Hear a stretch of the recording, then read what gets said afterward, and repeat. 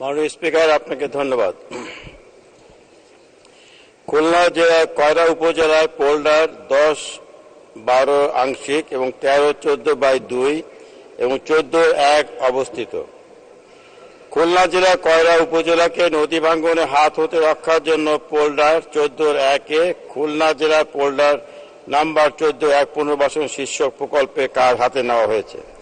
প্রকল্পটি গত 23শে নভেম্বর 21 খ্রিস্টাব্দ তারিখে একনিকের সহ অনুমোদিত হয়। প্রকল্প ব্যয় 1172 কোটি 31 লক্ষ টাকা।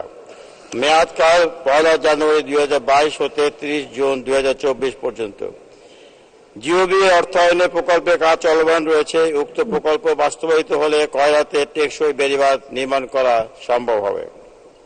উল্লেখ্য, উক্ত প্রকল্পের আওতায় বাঁধ পুনর্বাসন কাজ 13.680 কিলোমিটার, নদীটি প্রতিরক্ষামূলক কাজ 10.970 কিলোমিটার, স্লোপ প্রতিরক্ষামূলক কাজ 3.030 কিলোমিটার, বিদ্যমান তীর প্রতিরক্ষামূলক কাজের মেরামত কাজ 4.095 কিলোমিটার, আরসিসি ইনলেট নির্মাণ, 13টি রেগুলেটর প্রতিস্থাপন, নিষ্কাশন খাল পুনর্খনন কাজ 4টি, কপোতাক্ষ নদ ড্রেজিং 2 কিলোমিটার কাজ বাস্তবায়ন করা হবে।